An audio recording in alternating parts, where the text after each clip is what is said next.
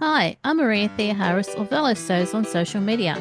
Welcome back to the Sober 50 podcast on Sew Organised Style. Grab a cuppa and relax with us. How did you come up with the name Harping Mad?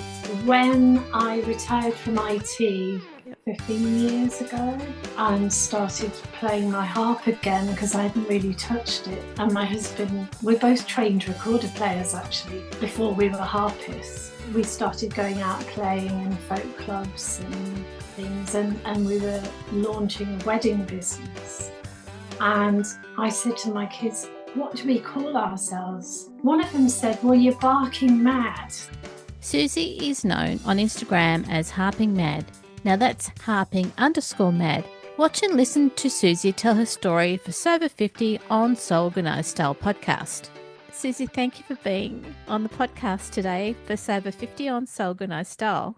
Thank you so much for inviting me. I feel very honoured, especially to be the first video guest.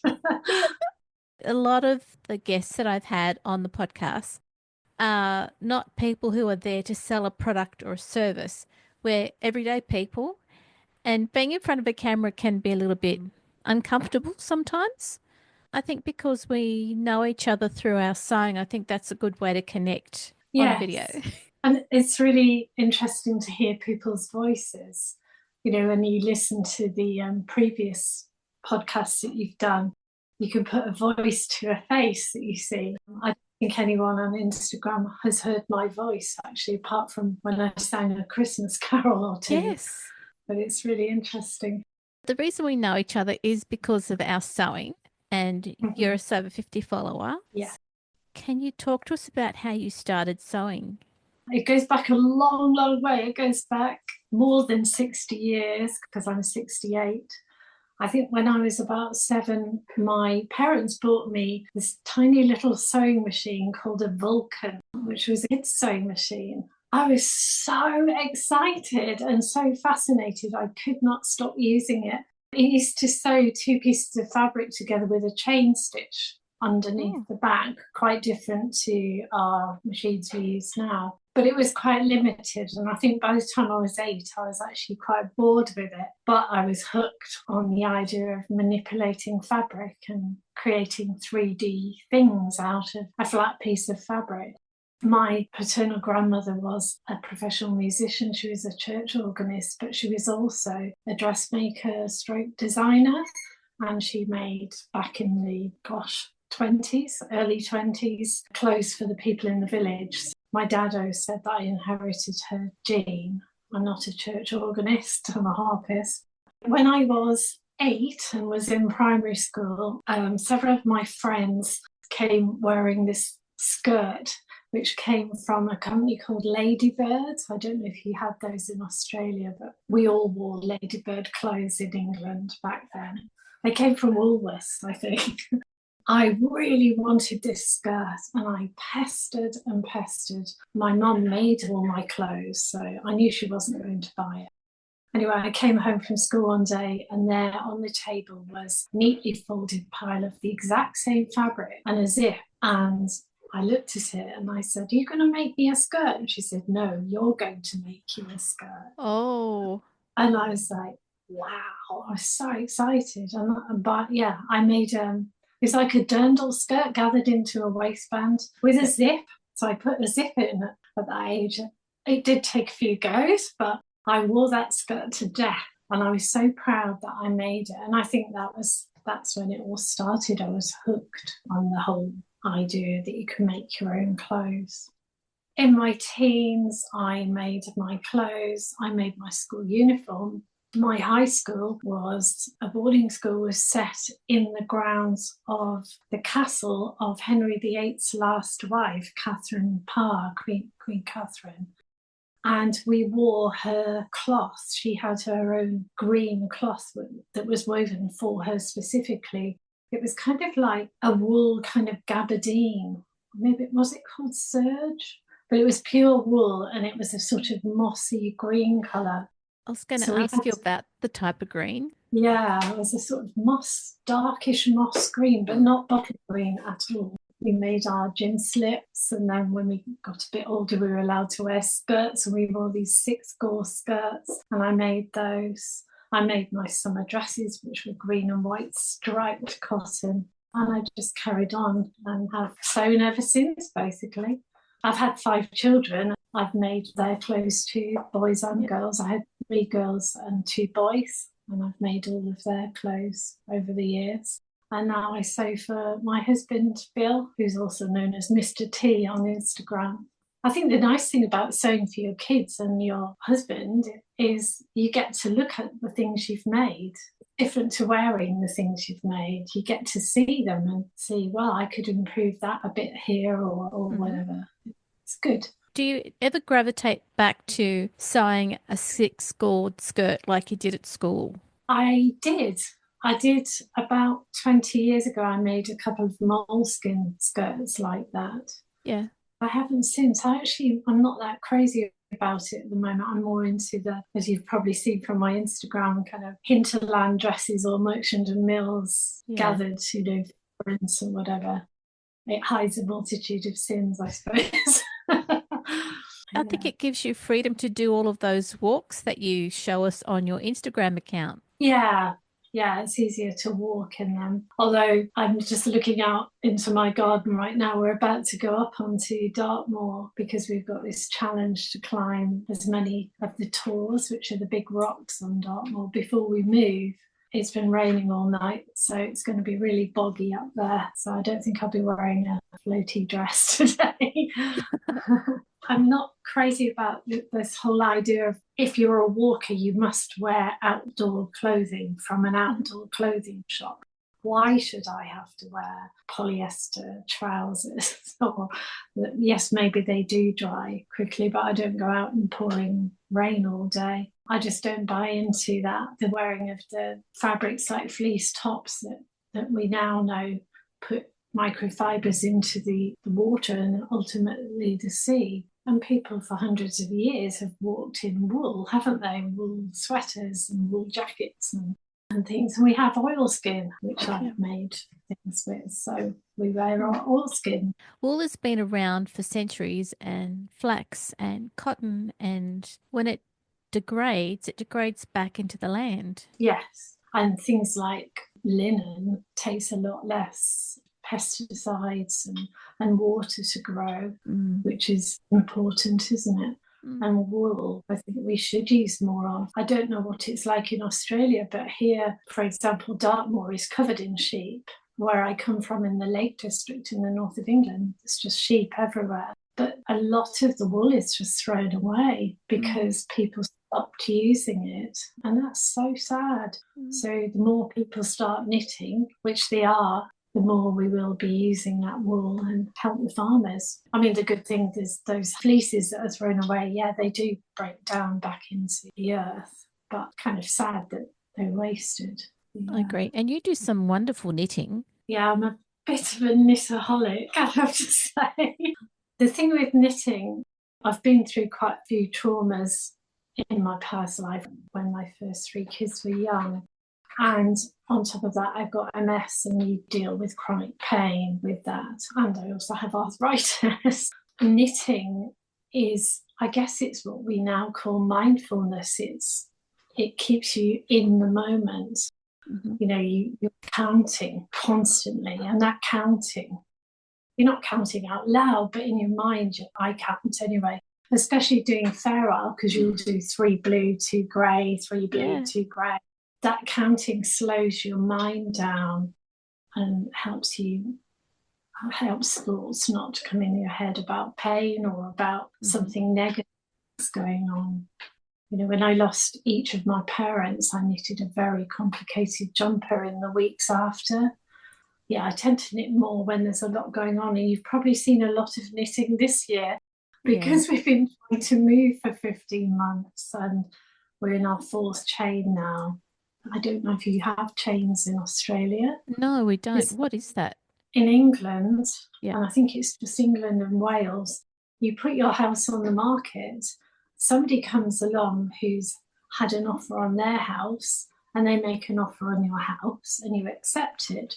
But then there'll be people behind them who are buying each other's houses, and nothing is guaranteed. And it's never happened to us before. And we've moved, this is my 10th house. We've got to 12 weeks into the process with a whole new bunch of people in a chain. And every time the first person at the beginning of the chain gone 12 weeks and said, hey, do you know what? I've changed my mind. And they just pull out. And then the whole chain collapses. We're lucky in that we still have our wonderful buyers who say our cottage is their dream. They're moving from London. We're just hanging in there for however long because we really like, whereas other people might have put the house back on the market, but it seems to be their chain that is the problem. Whether it's because people in London think differently, I don't know, but it's very frustrating. Every time we get close to the day where we're going to exchange contracts and move in a week, we sell something or we get rid of a sofa and then it falls apart. So we slowly hardly got any furniture left after 15 months. But I think this time it's going to happen. When we came Yeah, onto this recording, I said, "You've got a really lovely room." And then you described what had been happening with getting rid of furniture and yeah. all Yeah, that. it's because we've raised 5 children, a lot of furniture. Well, I'm 68 as well. A lot of my furniture is quite old. Do you know what I mean? Yeah. And we're moving from a 17th century cottage to a 1980s bungalow. So it's probably be quite different in style inside. Yeah. But you can imagine a lot of my furniture is probably quite worn now after all those kids. So yeah, it's quite exciting if we ever get there. You've got all those stories that you and your family have had in this particular house, and now you're going to move to a new one. But I suppose it's the way you want to live your life going forward. Yeah, it is. Where we're moving to is still in Devon, but it's right on we're going east along the south coast. Hmm. It's on the border with Dorset. It's more rural. It's quite busy here. They've been building a lot over the 20 years we've lived here. Yep. It changed dramatically, and it's not what we signed up for when we moved here, because we moved here from a city Yeah. thinking this is country, but it kind of doesn't feel like country to us. Plus the kids, most of them have gone east, so we want to move a bit closer but not leave Devon, because Devon is just so beautiful. I think it's on our must visit list at one point when we come back to the UK. We missed out last year. Oh, you definitely should. You'll have I to come and know. have cream tea in our garden. It'll be in the new house, I think, by that stage. Fingers I hope crossed. so. I hope Yeah. so. We've had quite a few people from Instagram, friends who have Yeah. made over through the Sew Over 50, who've come here in the last 2 or 3 years and have tea in the garden. And that's been amazing, from Australia and New Zealand, all over. It's so lovely. When did you discover the Sub 50 community on Instagram? It was during the pandemic, because I had to suddenly stop all my teaching, as you can Mm. imagine, for months on end. And most of the family came home, one from Berlin. They were all working in their office jobs in the cottage, in various parts of the cottage. I was cooking and cleaning for them. And I thought, I have to do something. And that's when I started looking at Instagram more, and discovered that and thought, what a brilliant idea. And it's just gone from there. Sandy and Judith and Ruthie and everybody, they're just so positive, and how they've brought everyone together. It's just amazing. Yeah, I love they've it. done a great job. You know, when they started in 2018, where are we now? 2025. It's a long time to have a community that's at about 53,000 followers. Wow.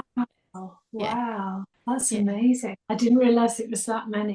And it's so fantastic how it inspires other people to have a go who wouldn't have. I mean, I've always done it. I just wasn't doing quite so much dressmaking, because before the pandemic, I was performing a lot, or teaching in primary schools, or teaching wherever. I'm just too busy, basically. Whereas it was just a lifeline for mm, me.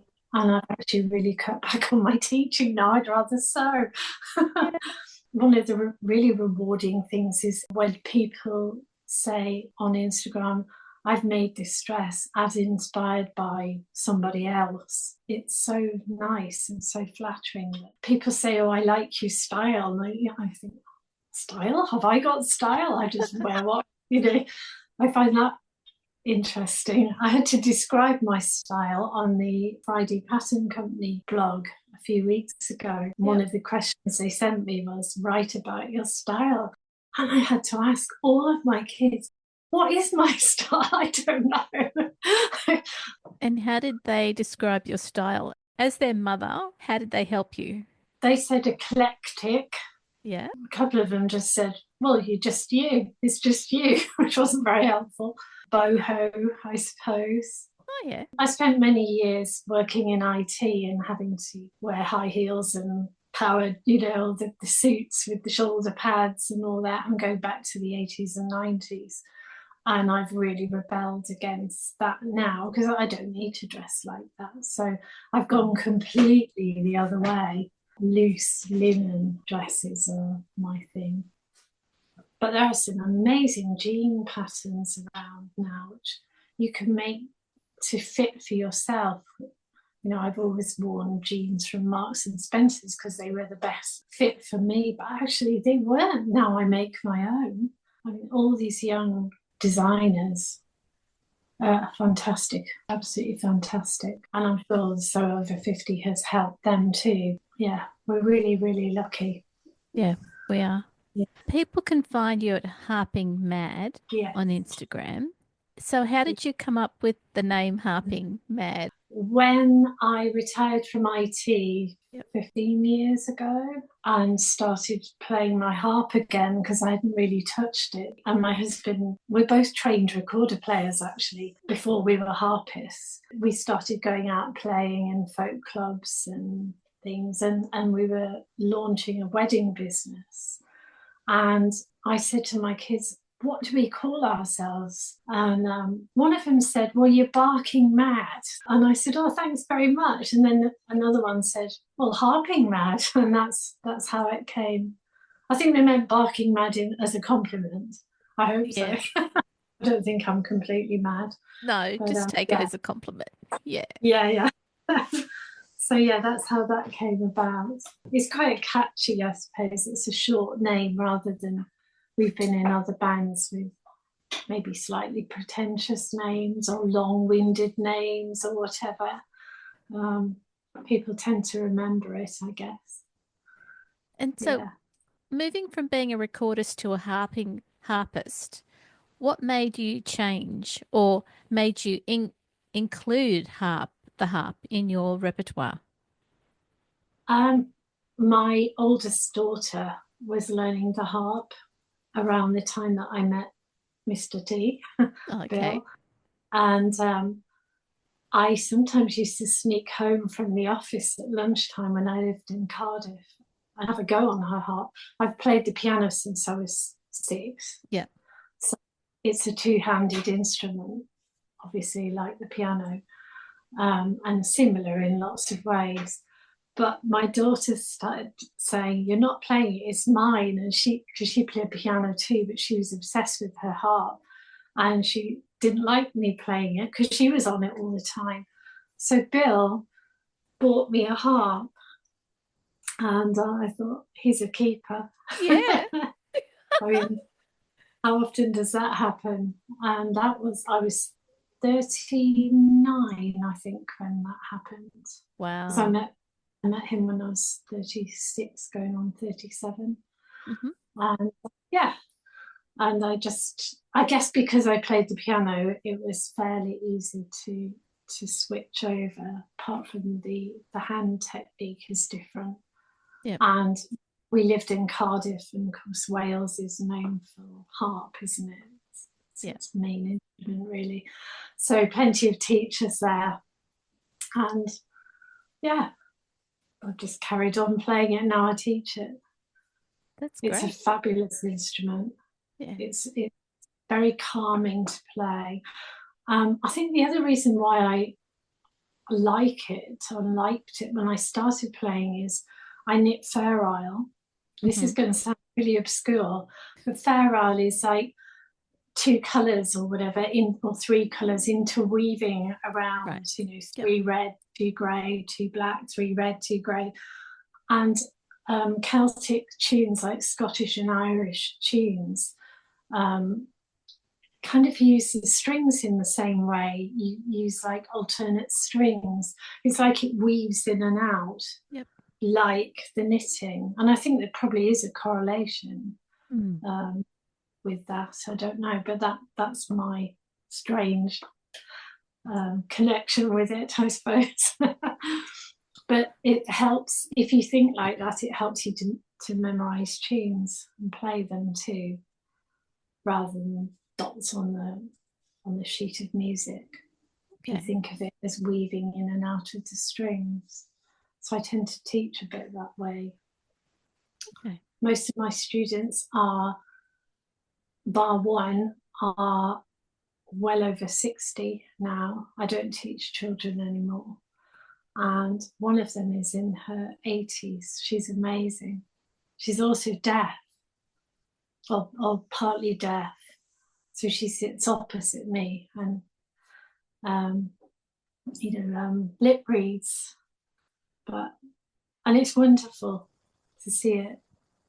My neurologist is really, really pleased that I play harp, Mm-hmm. because harp and piano, because you use two hands doing two different Yep. things at the time, means you're firing neurons on both sides of your brain all the time. Right. And when I first met my new neurologist, she said, I have quite a lot of scarring on my brain, or demyelination, they call it. And with that amount, I should be presenting in a wheelchair. I was 56 at the time. Yep. And she said, "What do you do?" And I said, "Play." Well, I teach harp and perform and stuff. And she said, she thought for ages, and then she said, "Oh my goodness, do not stop." And then she explained about the neurons, because that means your brain is constantly kind of rewiring itself, or I Yeah. don't know what the actual medical term is, but so I said that I was going to start teaching adults more than children, and she said, "Do, because it is so good as an older person to do something like that, Mm. because it's so good for your brain. Hopefully it will ward off dementia, but Well, who knows." you, you're 68 and you've been, you had this feedback from the neurologist about doing it in your 50s. So something's got to be Yeah, working. absolutely, Yeah. absolutely. And they actually think I've probably had MS most of my adult life. Mm-hmm. I've always played music, and I've always had lots of interests like sewing and knitting, and so I think the key to health is keeping active and keeping your mind busy, isn't it? And do you still have a support for your MS through medication, or have you stopped that? I've stopped it. I stopped it because the prescription pain meds I Yeah. had for 11 years, and I had to keep increasing them Mm. to the point where I was topping up with over the counter ones in Mm. order to function. Mm. I'm going back about 18 months now. And my MS nurse just kept saying, "You're maxed out, you can't have any more." Mm. And I said, "Well, maybe I should come off." "Oh, no, you can never come off." And, and then I just decided to go and see a naturopath who, who was a GP. And he helped me come off the pain meds. Yep. And now I don't need them. I'm not in I am in pain by the end of the day if I've been doing too much of one thing, like if Yep. I sew for hours. But I would Mm. imagine at my age, probably that's quite normal. Um, Yep. but no, I don't need those meds. But coming off them was pretty horrendous. Mm. It was just awful. It's like coming off heroin, they say. Mm. because they mess with your neural pathways to make you think you're not in pain. So all that has to be undone, I suppose. So it wasn't very easy. It is one of the reasons why I've made so many clothes this year, to try and take my mind off the fact that I itched all over, or whatever. But it's fantastic to know that I now just have supplements, quite a few every Mm-hmm. day, but that I can control the symptoms that way. And I'm able to be much more active. And being active helps too with arthritis and MS. Yeah, it does. Um, yeah, I think, I saw my physiotherapist a year ago because I was on Mm. crutches. My knees were so swollen. And I said, I can't get off the floor. I'd fallen over. I kept falling over when I was coming off the drugs. And I said, I can't get up off the ground. And he said, well, don't get on the ground. And Okay. he said, you'll never be able to get off the floor again. So, and he basically wrote me off. And I said, I'm 67. Mm. Um, I just ignored him. He told me to stop hiking to the beach, which is a steep track down to cold water swim. And I did for a while, and I didn't get any better. So I went through the pain barrier and struggled down with crutches. And that was the start of getting better. So the swimming every day. And I'm not swimming at the moment. It's too cold when you get Oh, I out to know. change.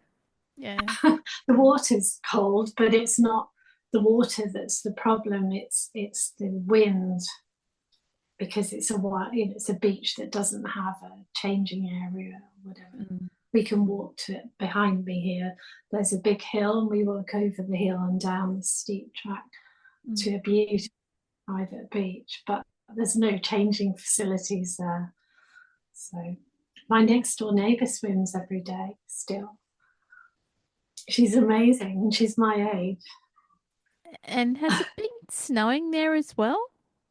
Not here because we're on the south coast, but Okay. only probably about 20 miles north. Yeah, Yeah. yeah, but it's still cold. Yep. It's But colder than it would ever be here in Sydney. yeah, Yeah. how cold are your winters? We rarely get single digits. Like, what, 5 degrees is cold, but that's as we don't get That's snow. no, And it lasts probably for like a few weeks, if that. right. Yeah. Wow, it's 5 degrees here, and I'd say that's probably an average cold Hmm. day here. We did have frost the other morning, which is unusual, but because we're by the sea and we're on the very south of England, we're very lucky. It's the Yeah. warmest bit. It's Okay. one of the wettest bits as well, though. Okay. So it must be very green. It's incredibly green. Yeah. When we go abroad for holiday, like Spain or somewhere like that that's fairly arid, Lanzarote or somewhere, and you fly back into England and you come in over the sea, Mm. you're just struck by how vibrantly green it is here. Yeah. Um, I just love it. I really missed it when I lived in Canada. Oh, wow. Yeah. Okay. So, one just so that our viewers and listeners can understand, when we first started chatting, when Susie and I first started chatting, we wanted to cover a few topics, which we have. And I think the only topic that we didn't cover, but I think it lends itself to, you know, you've been doing a lot of walks, you've changed your medication, and say you've lost weight, and that's, I suppose, one of the things that has helped you be more active as a sewist. Absolutely, yes, yes, yeah. I mean, the weight I put on was purely because of the meds, Mm.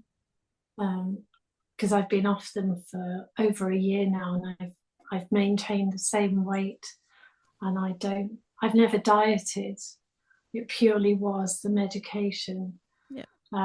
But the great thing was that my clothes didn't fit, so great excuse to make a new wardrobe.